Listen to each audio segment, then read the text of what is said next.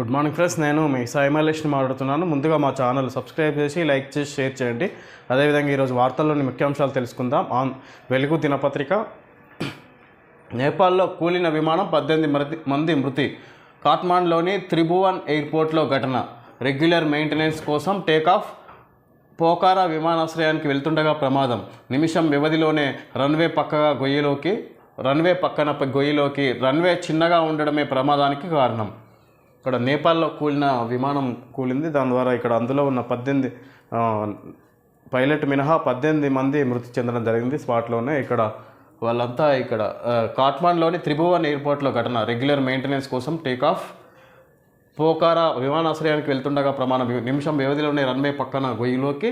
Runway చిన్నగా ఉండడమే ప్రమాదానికి కారణమని ఇక్కడ తెలుసుకోవచ్చు. ఇక్కడ రన్వే చిన్నగా ఉందంటే దానికి కారణంగా ఇక్కడ పక్కన ఉన్న గొయ్యిలోకి దూసుకుపోవడం ద్వారా ఇక్కడ అది మంటలు చెల్లడం ద్వారా ఇక్కడ 18 మంది మృతి చేయడం జరిగినట్టుగా తెలుసుకోవచ్చు. 2.95 లక్షల కోట్లతో రాష్ట్ర బడ్జెట్ ఇవాళ సభలో ప్రవేశపెట్టనున్న మంత్రి భట్టి. వ్యవసాయం, విద్యకు అధిక ప్రాధాన్యం. పంచాయతీలు, ఇరిగేషన్కు పెరగనున్న నిధులు. 6 గ్యారంటీలకు డోకా లేకుండా ఫండ్స్. అంకెల గారడికి పోకుండా వాస్తవాలకు తగ్గట్టు పద్దు.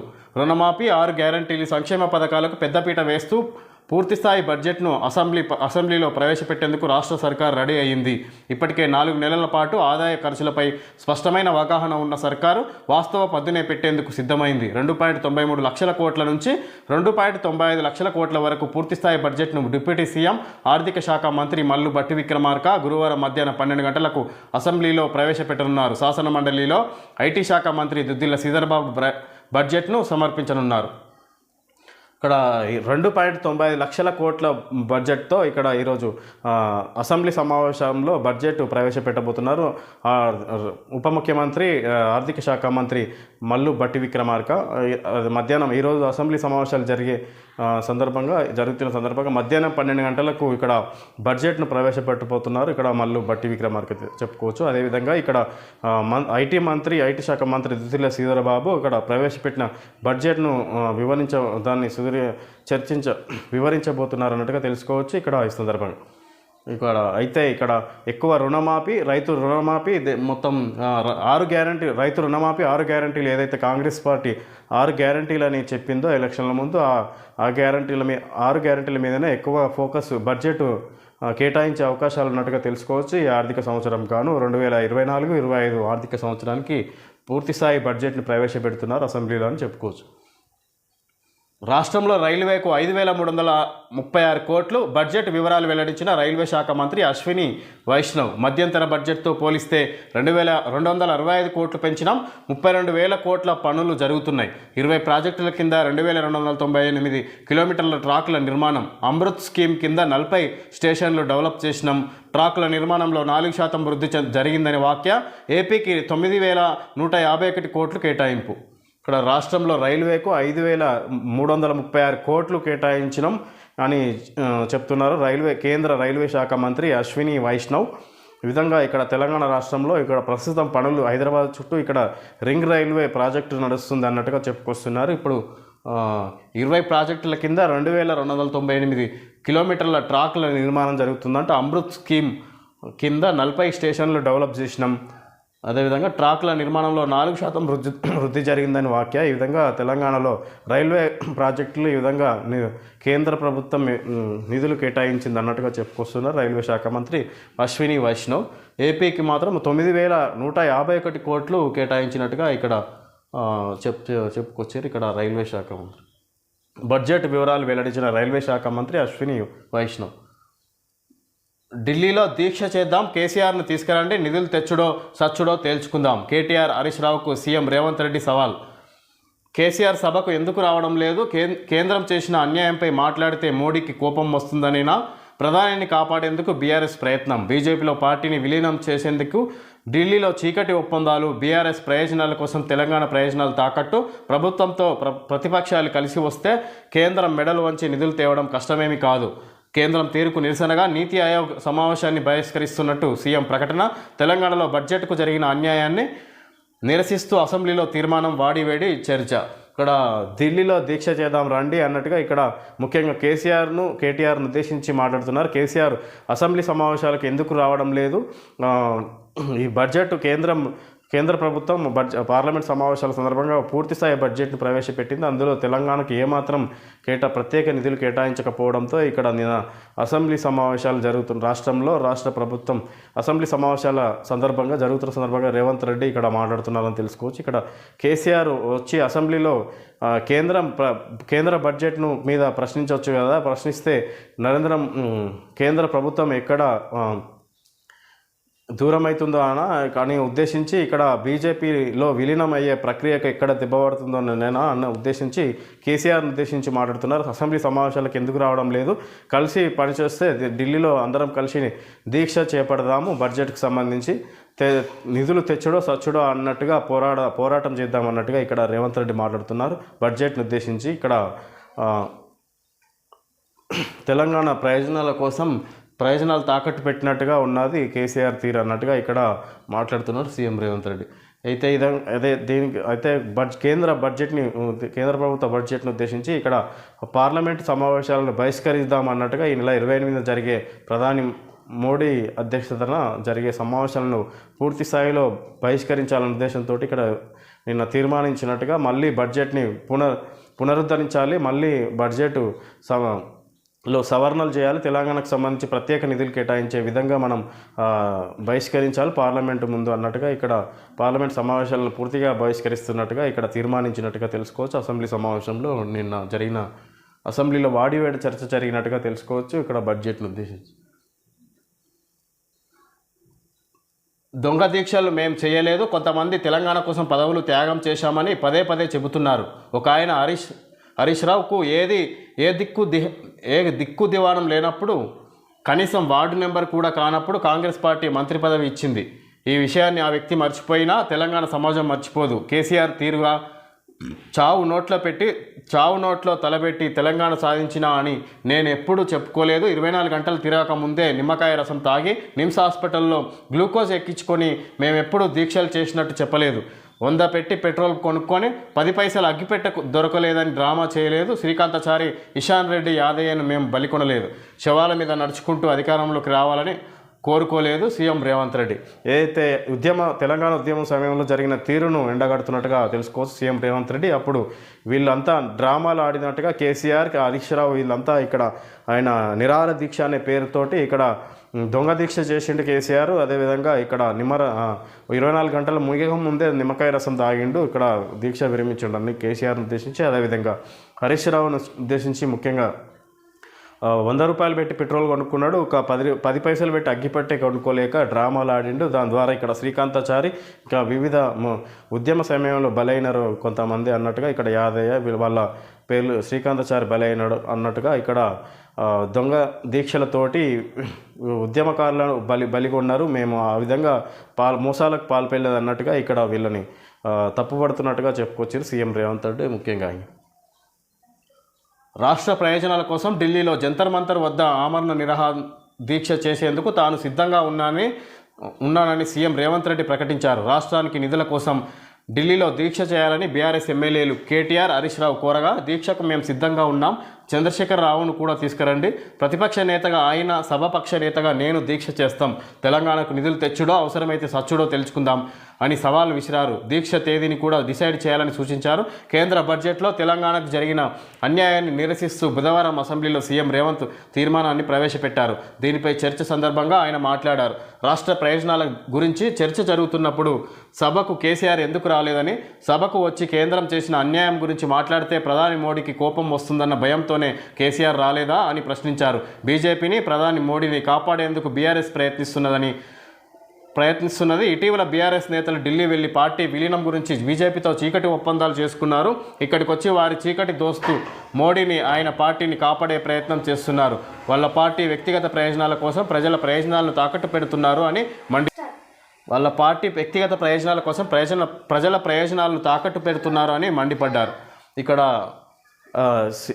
రాష్ట్ర ప్రయోజనాల కోసం ఇక్కడ కేంద్ర ప్రభుత్వం బడ్జెట్ పెట్టిన విధానానికి నిరసనగా ఇక్కడ కేంద్రంలో ఇక్కడ ఢిల్లీలో పార్లమెంట్ ఆవరణలో అందరం కలిసి దీక్ష చేపడదాం, ఇక్కడ నిధులు తెచ్చుడో లేకపోతే సచ్చుడో అన్న విధంగా దీక్ష చేపడదాం అన్నట్టుగా కేసీఆర్, ప్రతిపక్ష నేతగా కేసీఆర్, నేను సభ అధ్యక్షపతిగా ఇక్కడ నేను అందరం కలిసి చేద్దాం దీక్ష, ఎందుకు కేసీఆర్ రావడం లేదు, అసెంబ్లీ సమావేశాల సాక్షిగా ఇక్కడ కేంద్ర ప్రభుత్వం చేసిన అన్యాయాన్ని ప్రశ్నించడానికి రావచ్చుగా, మద్దతు ఇవ్వచ్చుగా అన్నట్టుగా ఇక్కడ కేసీఆర్ను ఉద్దేశించి మాట్లాడినట్టుగా తెలుసుకోవచ్చు. రేవంత్ రెడ్డి నిన్న అసెంబ్లీ సమావేశాలు జరిగిన సందర్భంగా ఇక్కడ బడ్జెట్ తీరును ఉద్దేశించి ఇక్కడ రేవంత్ రెడ్డి చెప్పుకొచ్చారు. ఇక్కడ కేంద్ర తీరును తప్పుపట్టినట్టుగా ఎక్కడ నరేంద్ర మోడీకి కేంద్ర ప్రభుత్వాన్ని ప్రశ్నిస్తే ఎక్కడ నరేంద్ర మోడీకి కోపం వస్తుందో, తద్వారా ఇక్కడ బీజేపీతో చేసుకున్న చీకటి ఒప్పందం విఫలమవుతుందనే భయంతో కేసీఆర్ రావడం లేదు, కేంద్ర ప్రభుత్వాన్ని ప్రశ్నించడం లేదు అన్నట్టుగా ఇక్కడ కేసీఆర్ని తప్పుపట్టినట్టుగా తెలుసుకోవచ్చు. ఇక్కడ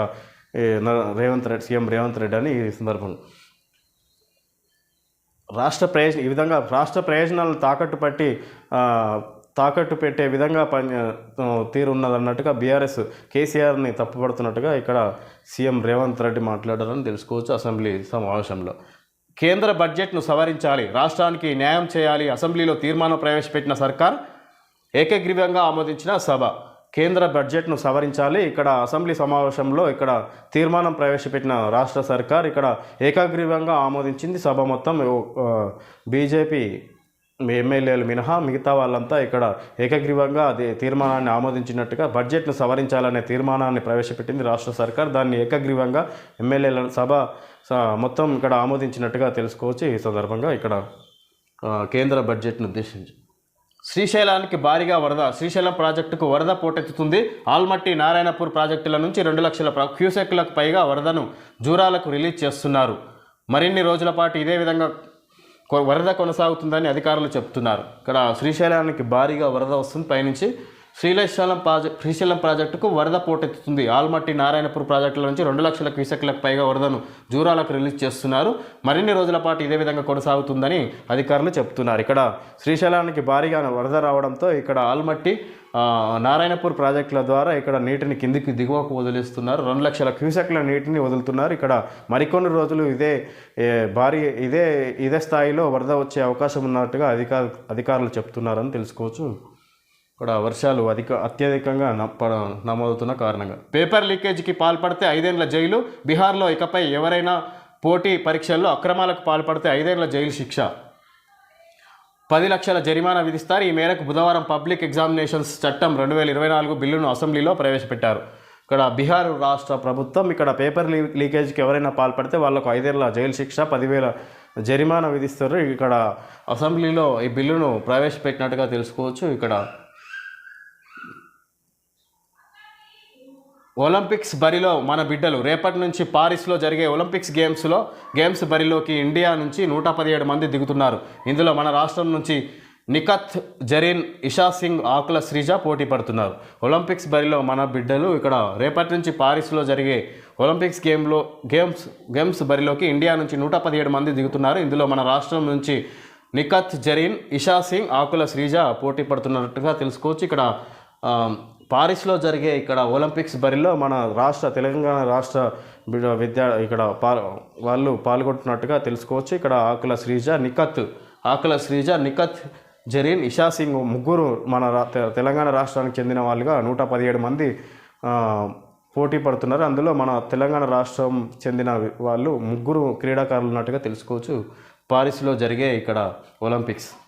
సింగరేణిని ప్రైవేటీకరించొద్దు, లోక్సభలో కేంద్రాన్ని కోరిన పెద్దపల్లి ఎంపీ గడ్డం వంశీకృష్ణ. సింగరేణికి నేరుగా కేటాయింపులు చేయాలని డిమాండ్. ఉద్యోగుల బెనిఫిట్స్ను కొనసాగించాలని వినతి. ప్రైవేటీకరణ ఆలోచన కేంద్రానికి లేదు. కేంద్ర మంత్రి కిషన్ రెడ్డి. సింగరేణిని ప్రైవేటీకరించొద్దని పెద్దపల్లి ఎంపీ గడ్డం వంశీకృష్ణ కేంద్రాన్ని కోరారు. సింగరేణిని కాపాడుకోవాల్సిన బాధ్యత కేంద్రంపై ఉందన్నారు. బుధవారం లోక్సభలో సింగరేణి ప్రైవేటీకరణ, ప్రస్తుతం ఉన్న ఉద్యోగాల కొనసాగింపు, సంస్థను ప్రభుత్వ రంగంలోనే ఉంచే అంశాలను లేవనెత్తారు. తాను 15 లక్షల మంది ఓటర్లు ఉన్న పెద్దపల్లి లోక్సభ స్థానం నుంచి ఎన్నికయ్యానని, నియోజకవర్గంలో 5 లక్షల మంది సింగరేణి కార్మికులు ఉన్నారని ఆయన వివరించారు. ఇక్కడ లోక్సభలో కేంద్రాన్ని కోరిన పెద్దపల్లి ఎంపీ గడ్డం వంశీకృష్ణ ఇక్కడ సింగరేణిని ప్రైవేటీకరించొద్దు, ఇక్కడ ప్రభుత్వ ఆధీనంలోనే ఉంచాలి, ఉద్యోగుల బెనిఫిట్స్ కొనసాగించాలని ప్రైవేటీకరణ ఆలోచన కేంద్రానికి లేదన్నట్టు కిషన్ రెడ్డి రెస్పాండ్ అయ్యాడు. ఇక్కడ సింగరేణిని ప్రైవేటీకరించొద్దని పెద్దపల్లి ఎంపీ గడ్డం వంశీకృష్ణ కేంద్రం పార్లమెంట్ సమావేశంలో ఇక్కడ లోక్సభ సమావేశాల్లో ఇక్కడ ఎంపీ కేంద్ర ప్రభుత్వాన్ని కోరినట్టుగా తెలుసుకోవచ్చు. ఇక్కడ ప్రభుత్వం ప్రస్తుతం ఉన్న ఉద్యోగాలను కొనసాగించాలి, సంస్థను ప్రభుత్వ రంగంలోనే ఉంచే అంశాలను లేవనెత్తారన్నట్టుగా తెలుసుకోవచ్చు. సింగరేణి ప్రైవేటీకరణ చేయొద్దు, అదేవిధంగా ఉన్న ఉద్యోగాలను కొనసాగించాలి,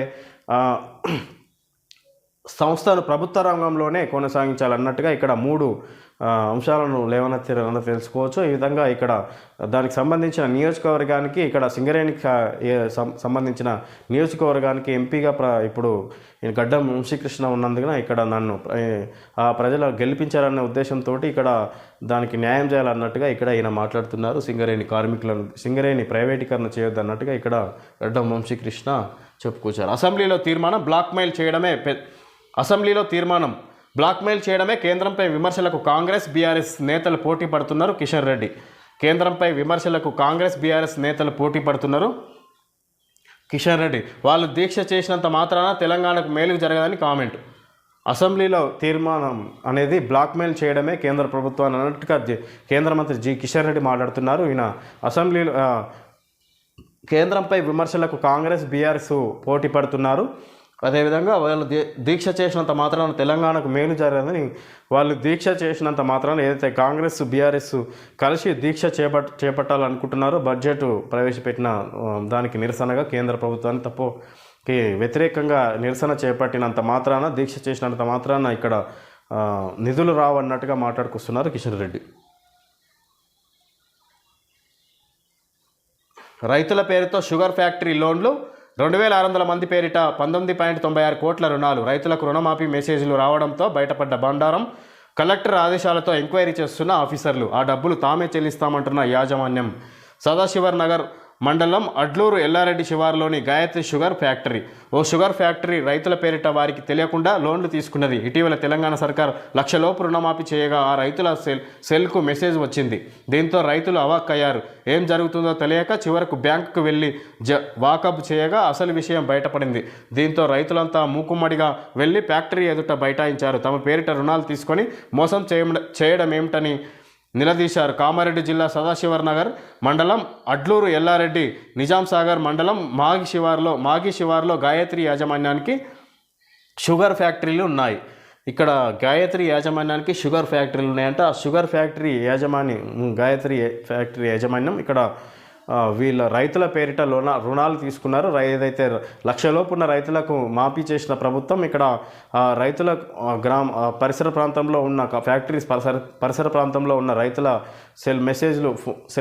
ఫోన్లకు మెసేజ్లు రావడంతో రుణమాఫీ అయినట్టుగా ఇక్కడ మేము లోన్ తీసుకోకుండా రుణమాఫీ ఏ విధంగా అయిందని బ్యాంకుకి వెళ్ళి ఎంక్వైరీ చేయగా విచారించగా ఇక్కడ వాళ్లకు అసలు విషయం బయటపడింది. ఇక్కడ రైతుల పేరిట షుగర్ ఫ్యాక్టరీ రుణాలు తీసుకున్నది ఇక్కడ 2005 నుంచి ఈ తతంగం నడుస్తున్నట్టుగా తెలుసుకోవచ్చు. వాళ్ళని ప్రశ్నించగా మేమే చెల్లిస్తాం ఆ సొమ్ము అన్నట్టుగా ఇక్కడ ఫ్యాక్టరీ వాళ్ళ యజమానులు మాట్లాడుతున్నట్టుగా తెలుసుకోవచ్చు. 2600 మంది పేరిట 19.96 కోట్ల రుణాలు తీసుకుంది ఈ షుగర్ ఫ్యాక్టరీ. దీనిపై ఏమాత్రం ఏ మేరకు చర్యలు తీసుకుంటుందో చూడాలి మరి ప్రభుత్వం. బుధవారం పార్లమెంట్ ఆవరణలో ఆందోళన చేస్తున్న ఇండియా కూటమి నేతలు. ఎన్డీయేతర రాష్ట్రాలపై వివక్ష. కేంద్ర సర్కారు తీవ్ర అన్యాయం చేసింది. పార్లమెంట్ బయట ఇండియా కూటమి ఎంపీల నిరసన. అధికారాన్ని కాపాడుకునేందుకు పెట్టిన బడ్జెట్ అని కామెంట్. దేశ సమాఖ్య వ్యవస్థపై దాడిగా చూస్తున్నాం రాహుల్ గాంధీ. బడ్జెట్లో ఎవరికీ న్యాయం జరగలే, పోరాటం కొనసాగుతుంది ఖర్గే. కేంద్ర వైఖరి రాజ్యాంగ సూత్రాలకు విరుద్ధం కేసీ వేణుగోపాల్. బుధవారం పార్లమెంట్ ఆవరణలో ఆందోళన చేస్తున్న ఇండియా కూటమి నేతలు ఎన్డీయేతర రాష్ట్రాలపై విపక్ష. కేంద్ర సర్కార్ తీవ్ర అన్యాయం చేసింది అన్నట్టుగా ఇక్కడ ఎన్డీయేతర అంటే ఇక్కడ ఇండియా కూటమి కాంగ్రెస్ కూటమి విపక్షాలంతా ఇక్కడ విపక్ష నేత ఎంపీలంతా ఇక్కడ రాహుల్ గాంధీ సోనియా గాంధీ నేతృత్వంలో ఇక్కడ నిరసన చేపట్టడం జరిగింది. పార్లమెంట్ బయట ఆవరణలో ఇక్కడ ఈ విధంగా కేంద్ర ప్రభుత్వం ప్రవేశపెట్టిన బడ్జెట్ వల్ల కొన్ని వివిధ రాష్ట్రాలకు తీవ్ర నష్టం జరిగింది, ఎవరికి మేలు జరగలేదు అన్నట్టుగా ఇక్కడ కాంగ్రెస్కు సంబంధించిన ఇండియా కూటమి నేతలంతా విమర్శించడం జరిగింది. దానికి నిరసనగా ఇక్కడ పార్లమెంట్ ఆవరణలో నిరసన వ్యక్తం చేసినట్టుగా తెలుసుకోవచ్చు. ఇక్కడ అందులో ముఖ్యంగా రాహుల్ గాంధీ, సోనియా గాంధీ కూడా పాల్గొని ఖర్గే సమక్షంలో ఇక్కడ అంతా జరిగినట్టుగా నిరసన చేపట్టినట్టుగా తెలుసుకోవచ్చు. ఇది ఓన్లీ అధికారం కాపాడుకోవడం కోసమే ఇది బీజేపీ ప్రవేశపెట్టిన బడ్జెట్గా కనిపిస్తుందని రాహుల్ గాంధీ మాట్లాడడం జరిగింది. ఇది ఈ దేశంలో ఎవరికి ఉపయోగపడే విధంగా లేదు ఈ బడ్జెట్ అన్నట్టుగా ఖర్గే చెప్పుకొచ్చారు. బడ్జెట్ ప్రవేశపెట్టిన తీరుని బట్టి ఇక్కడ బీజేపీని విమర్శిస్తున్నట్టుగా తెలుసుకోవచ్చు. ఇక్కడ ప్రతిపక్షాలు ఏ రాష్ట్రాన్ని విస్మరించలేదు, బడ్జెట్ ప్రసంగాల్లో ప్రతి స్టేట్ పేరు చెప్పే అవకాశం ఉండదు. నిర్మలా సీతారామన్ ఉద్దేశపూర్వకంగా తప్పుదోవ పట్టించే ప్రయత్నం చేస్తున్నాయని మండిపాటు. సభ నుంచి ఆపోజిషన్ సభ్యుల వాకౌట్. ఇక్కడ ఏ రాష్ట్రాన్ని విస్మరించలేదు, బడ్జెట్ ప్రవేశపెట్టే సందర్భంలో ప్రతి రాష్ట్రం పేరు చెప్పడం వీలు కాదు అన్నట్టు నిర్మలా సీతారామన్ ఇక్కడ బడ్జెట్ ప్రవేశపెట్టిన సందర్భంగా మాట్లాడుతున్నారు. ఇక్కడ బడ్జెట్ను ఉద్దేశించి ఇక్కడ విపక్షాలు తప్పుదో పట్టిస్తున్నాయి ప్రజల్ని అన్నట్టుగా ఇక్కడ చెప్పుకోవచ్చు. ఇక్కడ బడ్జెట్ను ఉద్దేశించి అని తెలుసుకోవచ్చు. తీన్మార్ నీలాగా కావాలంటే ఏం తినాలి, లావైపోతున్నారు సర్వేలో వెల్లడి. ఇక్కడ తీన్మార్లో రాయడం జరిగింది. ఓకే ఫ్రెండ్స్, ఈరోజు వార్తల్లోని ముఖ్యాంశాలు తెలుసుకోవడం జరిగింది. Thank you friends.